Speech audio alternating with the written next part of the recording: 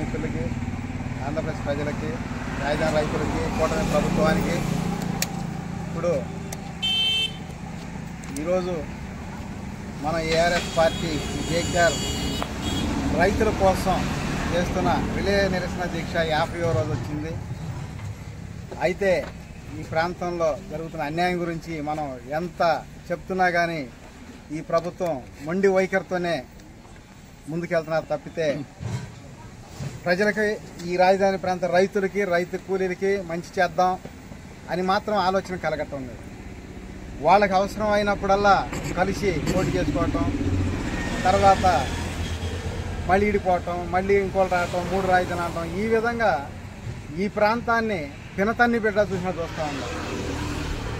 ఎన్నో ఇబ్బందులు పడుతూ ఉన్నారు. అయితే స్పష్టమైన హామీ ఇచ్చేవారికి సీఎం గారు, అలాగే ఈ ప్రాంతంలో జరుగుతున్న అన్యాయం గురించి మేము ఈ రిలే నిరసన దీక్ష ఎన్ని రోజులు చేయడానికైనా సిద్ధం, నెలలు సంవత్సరాలైనా సరే. ఇదే విధంగా గతంలో 4 సంవత్సరాలు ఈ టీడీపీ వాళ్ళు చేశారు. అప్పుడు అధికారం ఉన్న పార్టీ పట్టించుకోలేదు. 151 సీటుకి 11 సీటుకే పరిమితం అయిపోయింది. అలాగే వీళ్ళు కూడా ఈ మొండి వైఖరితో ఇలాగే ఉండి పట్టించుకోకపోతే చివరికి ఈ కూటమి ప్రభుత్వం 3 కలిసి పోటీ చేసిన వాళ్ళు చివరికి 4 సీట్లకే పరిమితం అయిపోతారు.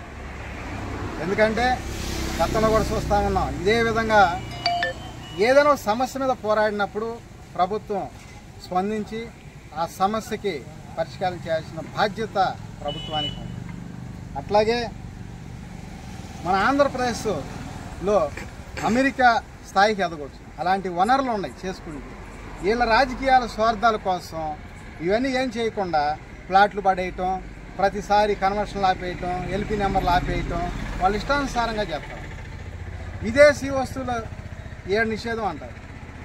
10,000 రూపాయల వస్తువు 2,000కి ఇస్తామన్నా వద్దండి. కానీ ఇక్కడ భూములు మాత్రం ఈ దేశాలలో కట్టబడి, రైతుల దగ్గర మాత్రం ఊరకు తీసుకోవాలి. రైతులకు డబ్బులు ఇవ్వకూడదు, ఫ్లాట్లు ఇవ్వకూడదు. మొన్న ఒక ఆయన అంటా ఉన్నాడు, ఫ్లాట్ ఇస్తే సాలదా అని. లేకపోతే 4% అంటే ఇచ్చిన తర్వాత ఇంక ఫ్లాట్ ఎందుకు ఇస్తారు? 4% అంటే రోడ్లకో రైళ్లకో అయితే 4% ఇవ్వమంటారు. అంటే 10 లక్షలు ఉంటే 40 లక్షలు. ఊళ్ళకు ఊళ్ళు, మండలాలు జిల్లాలు కావాలంటే